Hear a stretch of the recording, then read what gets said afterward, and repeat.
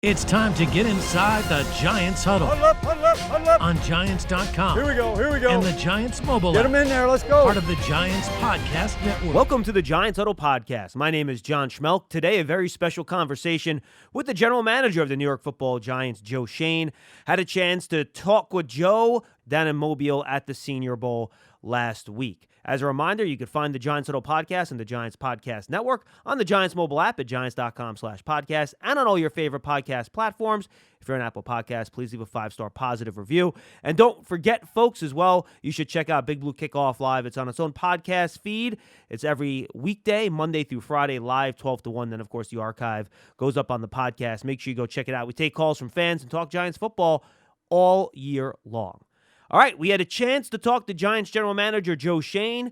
He gave us about 10 minutes of his time out there in Mobile. We talked about the Senior Bowl and his general philosophy when it comes to the draft. Here's my conversation with him. All right, Joe, first of all, thanks a lot for joining us. Thanks for having me. Thoughts on this class overall? It's a little unique. A lot of, super seniors, guys that stay next year because of the pandemic. So how has that really impacted this class and what you're seeing here at the Senior Bowl? Yeah, there is. There's a lot of guys that we got a 2-year study on because they did go back to school and we had reports on them last year. So I think it's a deep draft because of that, because players do get better. Guys went back to school another year, nutrition, training, off season, another year playing football. So I do think it's a deep draft overall.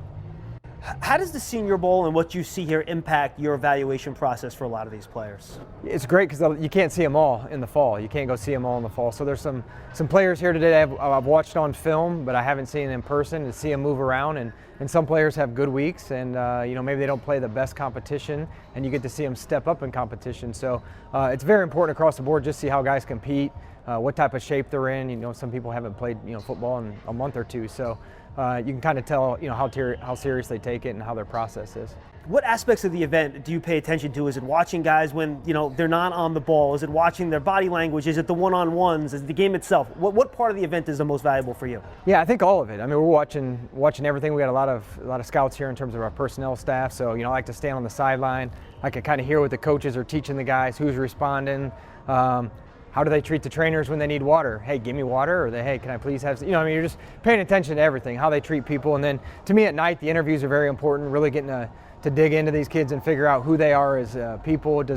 Does your interview with them match up with what you got in the schools during the fall and what the scouts got? So again, just being around the guys as much as you can. So again, we're making major investments into these players that we know everything that we can about them. I realize this is a broad question, but if you could summarize just the type of player that you want to make the core and foundation of the program you're trying to build with the Giants, what would some of the characteristics of those players be?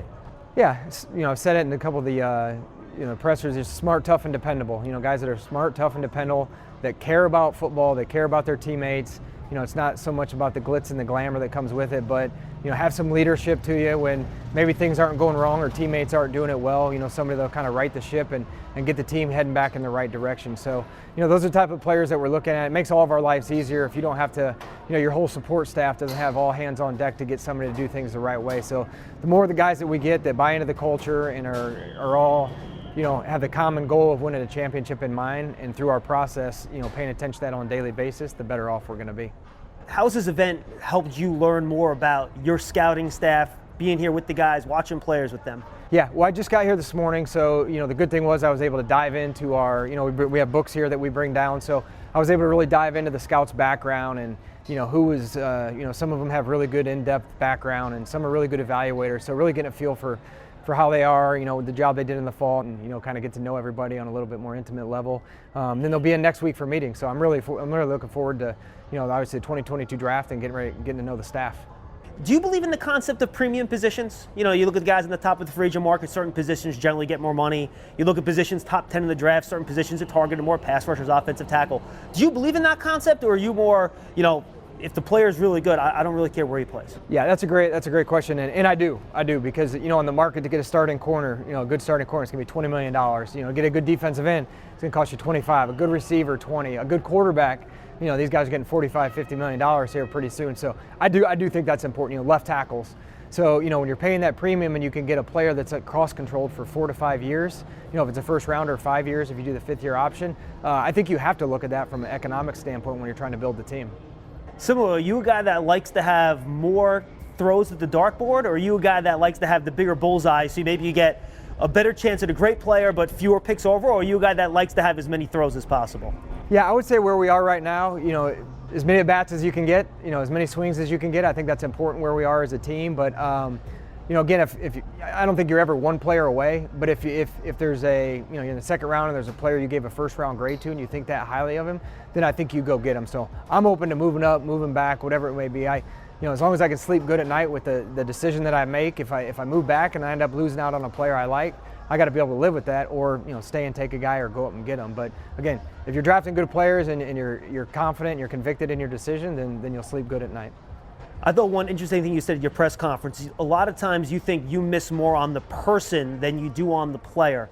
In what ways can you miss on the person aside from the obvious, off the field issues type of thing? And how can you adjust your scouting process so you don't miss on the person?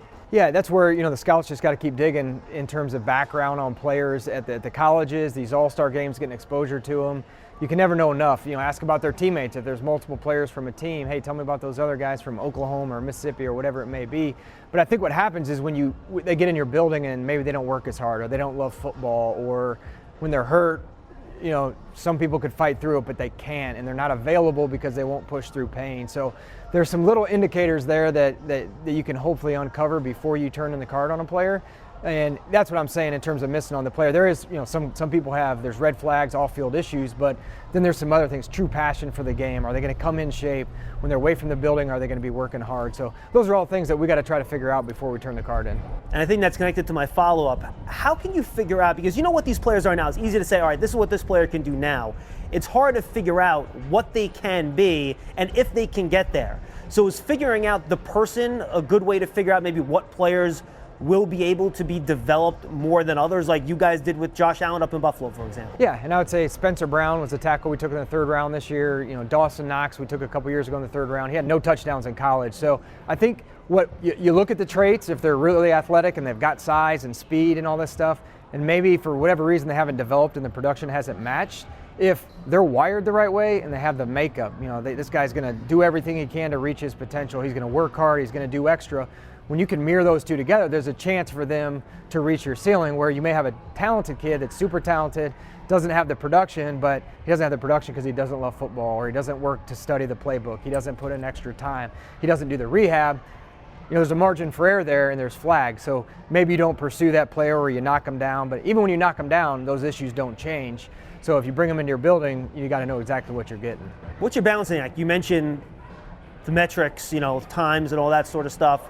Eye test. Now they have a lot of the GPS data too, right? Yep. Where you're seeing actual game speed numbers where you haven't gotten that before. How do you balance those things when you're trying to evaluate these players? Yeah, I know some teams have started to use that. They get it from the colleges, and that's something we'll definitely utilize. The 40 times, kind of the old school. That we've, again, you can measure it against the test of time, which is good. But also getting some of the GPS data from the schools, you can kind of study their practice habits, their game data.